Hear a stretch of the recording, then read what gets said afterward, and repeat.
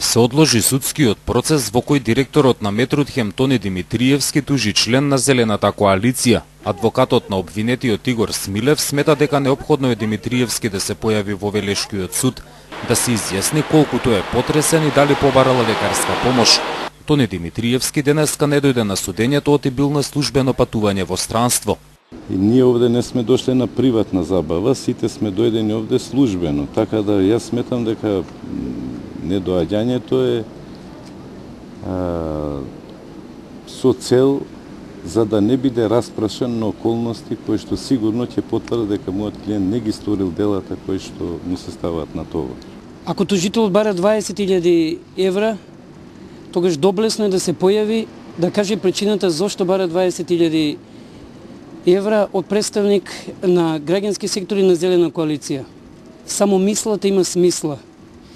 И безсмислено е да се напаѓа слободата на мислата и мене ме судат и ме тужат затоа што се осудив да мислам. На денешното рочиште одбраната побара и да се обезбедат видеоматеријалите од прилозите емитувани на телевизиите. Тие се наведени во тужбата на Димитриевски, но не се доставени. Во тужбата се приложени само текстовите објавени во дневните весници. Од телевизиските снимки ќе се види точно што кажал мојот клиент. Значи нема да имаме шпекулации, нема да имаме инсинуации, точно што е наведено од негова страна и кога ќе ги видиме, јас ви уверувам дека ќе видите дека нема баш никакво дело сторено. Собственикот на Велешка топилница го тужи Смилев за клевета, навреда, неовластено снимање и загрозување на сигурноста. Оти на пресна Зелената коалиција покажуваше негова фотографија. Инаку на почетокот на судскиот процес, адвокатот на Димитриевски објасни дека тој не доаѓа бидејќи не се чувствувал безбеден во Велес.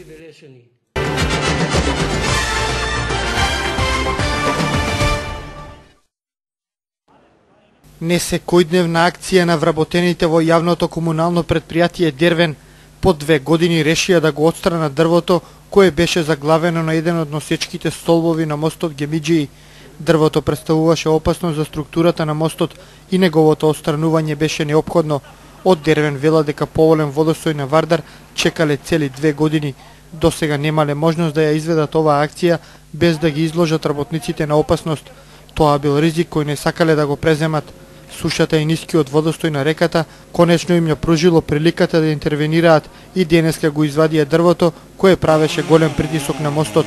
Работата ја завршија работници и механизација од јавното предпријатие. Деновиве водостојот на реката Вардар е доволно нисок, па ЈКП Дервен ќе искористи оваа ситуација да го отстрани дрвото што представува опасност за стабилноста на мостот. За оваа акција ќе се користи механизација од ЈКП Дервен, поточно ровокопачи трактори, како и работна рака, односно сечачи од работната единица Паркови и Зеленило и работници од работната единица Комунална хигиена за утовар и транспорт на дрвото. Акцијата на Дервен предизвика внимание кај граѓаните. Дел од нив од мостот го гледаат целиот процес.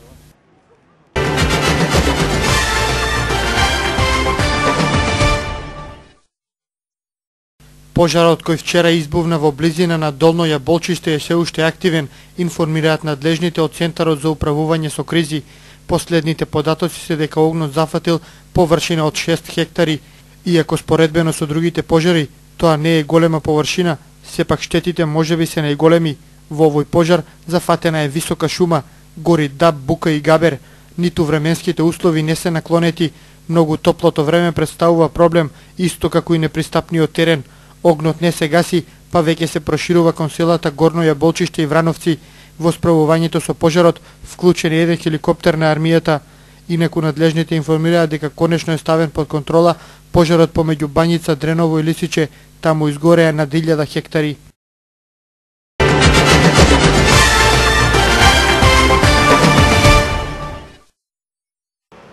Унијата на млади сили на ВМРО ДПМН денеска ги потсети возачите на автомобили за совесност.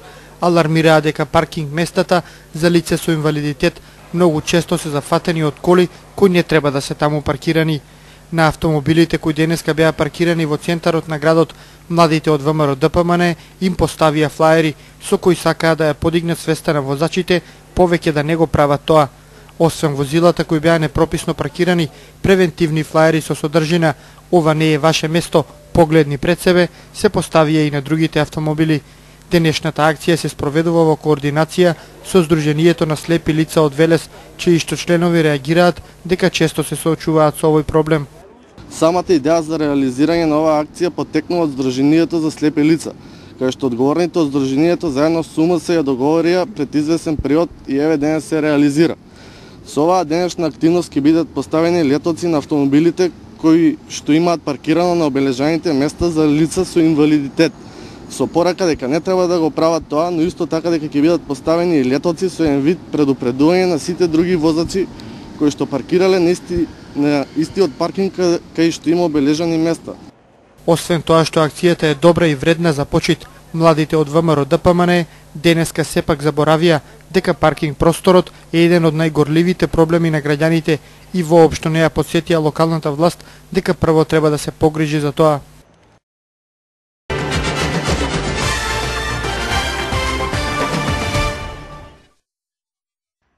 Студенти од Америка и Канада работат на истражувања во археолошкиот локалитет Стоби. Во тек е меѓународната летна школа која трае трета година поред, ја организира националната установа. Таа се реализира во соработка со Институтот Балканско наследство од Стара Загора. Моментално студентите го доистражуваат полукружниот плоштад. Ова е втората сесија, значи веќе сме при крај со школата. Во првата сесија беа 18 учесници. Школата е еден многу добар момент за презентација на локалитетот, затоа што се тоа студенти по археологија кои што студираат на светските универзитети. Меѓутоа, меѓу нив има и такви кои што сакаат да поминат поинаков авантуристички одмор. Школата се одвива под инструкција и супервизорство на нашите колеги вработени во Национална установа Стоби. Тие ќе ни помогнат годинава да го истражиме полукружниот плоштад до крај и пошто ќе биде веќе спремен за подготовка на конзерваторски проект. Работата на студентите одблизу ја погледна и Министерката за култура. Според Канчевска-Милевска, школата помага во светска промоција на локалитетот. Самата едукација и, како што каже директорката, големо присуство на странци, значи кои што работат во археологијата и доаѓаат нели со голем интерес да работат на нашиот локалитет. Тоа се разбира од огромно значење. При самата средба навистина не беше скриено нивното задоволство дека се воодушевени од локалитетот и во овој период имавме можности баш денеска да бидат откриени и многу значајни монети од 6-тиот век, така да беа воодушевени значи од тој аспект, така да треба да се продолжи со овие летни школи и да се охрабрат сите да учествуваат, затоа што само на тој начин можеме и да дадеме нешто повеќе во едукација и се разбира нешто повеќе во промоција на нашето културно наследство. Студентите сами плаќаат за учество во летната школа која се организира во Стоби. Во истражувањето на студентите им помагаат археолозите вработени во установата. Инаку претходните 2 години летните школи работеа на мозаици, додека годинава тие се занимаваат со археологија.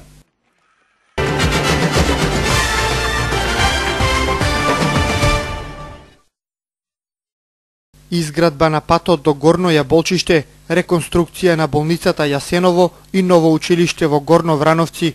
Ова се трите најзначајни проекти со кои градоначалникот на општина Чашка Горан Чопановски денеска ќе се пофали на одбележувањето на 16 годишнината од постоењето на оваа општина.